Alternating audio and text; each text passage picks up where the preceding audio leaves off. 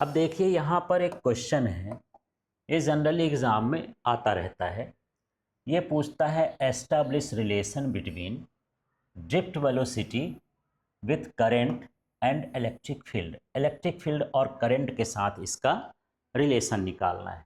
अभी हम सिर्फ करंट समझेंगे क्योंकि ये क्वेश्चन अलग अलग आए, ज़्यादातर आता है करंट से, तो करंट वाला पहले देख लेते हैं। तो ये है relation between current and drift velocity. तो इसके लिए हम सबसे पहले क्या करेंगे, एक डायग्राम ड्रॉ करेंगे और मान लेंगे कि ये जो है एक कंडक्टर है। ये क्या कहलाया, कंडक्टर है। और इसकी जो लेंथ है यहाँ से यहाँ तक है, इस लेंथ को हमने क्या मान लिया है, L। और ये जो इसकी थिकनेस है इसको हम बोलते हैं क्रॉस सेक्शन एरिया, और ये क्या है, A है। इसमें हम जो है एक बैटरी लगा दिए सोर्स, क्योंकि बिना बैटरी के तो करंट फ्लो नहीं होगा, तो ये बैटरी लगा दिए हैं। और जो करंट का डायरेक्शन होता है वो पॉजिटिव टर्मिनल से कहाँ की ओर होता है, निगेटिव। तो यहाँ पर ये क्या हो गया, करंट हो गया। आप इस तरह से इसको इधर की ओर लाएंगे, माइनस में करंट इंटर करता है, प्लस से निकलता है। ठीक है, इसमें जो इलेक्ट्रिक फील्ड का डायरेक्शन है ये भी प्लस से कहाँ कहाँ की ओर होता है, माइनस की ओर, तो इलेक्ट्रिक फील्ड हो गया। जब हम ये लगाते हैं तो इसके अंदर इलेक्ट्रॉन होते हैं, ये माइनस लगा दिया, तो ये करंट के अपोजिट डायरेक्शन में फ्लो होते हैं। यदि करंट उधर फ्लो हो रहा है तो इलेक्ट्रॉन इधर फ्लो होगा। तो यहाँ पर इलेक्ट्रॉन के फ्लो को हम जिस वेलोसिटी से फ्लो होता है उसको हम क्या बोलते हैं, ड्रिफ्ट वेलोसिटी।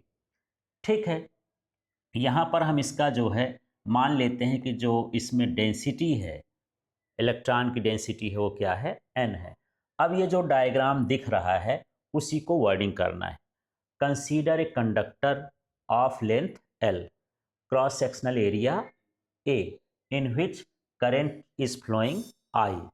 ठीक, drift velocity is Vd and electron density is n and applied electric field is E। तो ये जो आपको डायग्राम दिख रहा है उसको यहाँ पर लिखना है। ठीक, और इसका पोटेंशियल डिफरेंस भी लिख देते हैं, जब potential difference across the conductor is V। अब इसका कोई सीक्वेंस नहीं होता है कि हमको L ही लिखना है कि A ही लिखना है, आगे पीछे कुछ भी लिख सकते हो, बस ये वर्डिंग में आ जाना चाहिए। ठीक है, तो देखिए यहीं पर है consider a conductor of length L, ये L लिखा है, उसी को लिख दिए हैं। क्रॉस सेक्शनल एरिया क्या है, A है, इसको लिख दिए हैं। वोल्टेज या पोटेंशियल डिफरेंस लिख सकते हो, तो कितना है, V है। करंट फ्लोइंग जो इसमें हो रहा है वो क्या है, I, उसको स्मॉल आई कैपिटल आई किससे भी लिख सकते हैं। नंबर ऑफ इलेक्ट्रॉन्स या इलेक्ट्रॉन डेंसिटी क्या है, n है। और यहाँ पर ड्रिफ्ट वेलोसिटी क्या हो गई, Vd हो गई, तो ये ड्रिफ्ट वेलोसिटी Vd हो गई। चार्ज ऑन इलेक्ट्रॉन, इलेक्ट्रॉन का चार्ज E होता है, और मास ऑफ इलेक्ट्रॉन, इलेक्ट्रॉन का मास क्या होता है, m, और इसमें जो इलेक्ट्रिक फील्ड है वो क्या है, E है। तो आप ये डायग्राम को सब कर लेंगे और इसका सब नाम जान लेंगे, तो उसी को यहाँ पर वर्डिंग कर देना है। ठीक है, अब यहाँ पर हमको निकालना है रिलेशन। तो इसको हम कैसे निकालेंगे, पहले हम इसका वॉल्यूम निकालेंगे, फिर नंबर ऑफ इलेक्ट्रॉन्स निकालेंगे, फिर चार्ज निकालेंगे। इस तरह से हम इसके रिलेशन को निकाल सकते हैं। तो देखिए सिंपल सा रिलेशन है और इसको समझते हैं। यहाँ पर देखिए सीक्वेंस, देखिए सबसे पहले हम क्या निकाल रहे हैं, वॉल्यूम ऑफ कंडक्टर। तो ये होता है एरिया इंटू लेंथ। ठीक है, मतलब ये है कि एरिया में चाहे लेंथ का, ब्रेथ का, हाइट का, किसी का भी मल्टीप्लाई कर देते हैं तो वो किस में कन्वर्ट होता है, वॉल्यूम में। फिर हमको निकालना है इलेक्ट्रॉन डेंसिटी। तो कुछ नहीं किए हैं, मेरे पास वॉल्यूम है ही, उसमें एन और लगा दिए, इस वॉल्यूम में कितने इलेक्ट्रॉन है, तो क्या कहलाएगा, इलेक्ट्रॉन डेंसिटी। फिर यहाँ पर निकालेंगे टोटल चार्ज, तो इसमें ई और लग गया, क्योंकि इलेक्ट्रॉन का चार्ज कितना होता है, ई, तो ये टोटल चार्ज हो जाएगा। अब हमको निकालना है current flowing in the conductor. तो करंट का जो फार्मूला होता है I = Q/T होता है।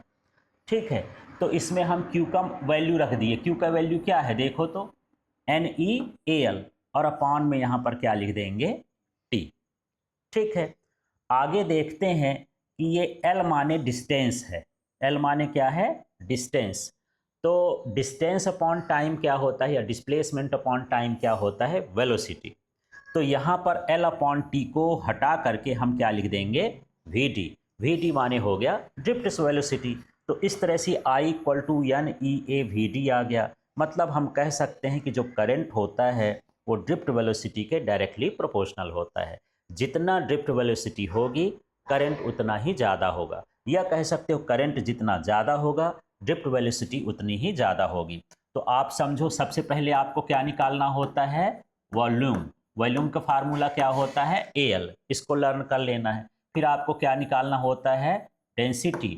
डेंसिटी में क्या कर दोगे, एन ए एल, ठीक है। फिर आपको क्या निकालना होता है, चार्ज। तो चार्ज में सिर्फ क्या कर देना है, एन ई ए एल। फिर हमको क्या निकालना होता है, करेंट। करंट का फार्मूला I इक्वल टू क्या होता है, Q अपॉन टी। तो Q की वैल्यू रख देंगे तो N E A L upon क्या हो गया, T।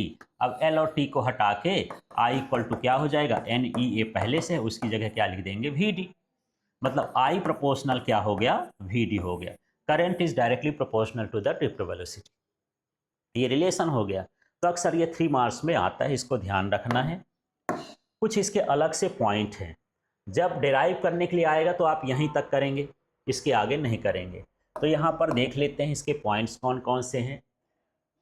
Thermal velocity of free electron is 10⁻⁶ metre per second. मान लीजिए इलेक्ट्रॉन्स कभी रुकते नहीं हैं, जैसे हवा नहीं रुकती है वैसे इलेक्ट्रॉन्स भी मेटल्स के अंदर चलते रहते हैं। क्यों चलते रहते हैं, क्योंकि कुछ ना कुछ टेम्परेचर, जैसे अभी इस कमरे का टेम्परेचर मान लीजिए 25 डिग्री सेल्सियस है, तो यहाँ जो मेटल होगी उसका भी टेम्परेचर कितना होगा, 25 डिग्री सेल्सियस होगा, ठीक है। तो वो थर्मल वैल्यू, तो इलेक्ट्रॉन चलेंगे किसके कारण, थर्मस के कारण, माने टेम्परेचर के कारण। तो उसकी वेलोसिटी कितनी होती है, 10⁻⁶ मीटर पर सेकेंड। लेकिन ड्रिफ्ट वेलोसिटी है जो फ्री इलेक्ट्रॉन की, बहुत ही कम होती है। जब उसमें इलेक्ट्रिक फील्ड अप्लाई करते हैं तो इलेक्ट्रॉन बहुत धीरे धीरे गति से चलते हैं, और वो होता है 10⁻⁻⁴ हो सकता है, 10⁻⁻5 मीटर पर सेकेंड होता है, और 10⁻⁻6 मीटर पर सेकेंड होता है। अलग अलग मेटल्स के लिए अलग अलग हो सकता है, पर जनरली आंसर ये भी हो सकता है, जैसे ऑप्शन पूछ देता है कि क्या है, तो इसको भी लिख सकते हो, इसको भी लिख सकते हो, इसको भी लिख सकते हो। ये कॉपर के लिए, ठीक है। Drift velocity is less than thermal velocity due to which electron moves in definite direction with less collision and current flows through the conductor. और यदि ड्रिफ्ट वेलोसिटी कम होती है तो इससे क्या फ़ायदा होता है, करंट एक डेफिनिट डायरेक्शन में क्या करते हैं, मूव करते हैं, है ना।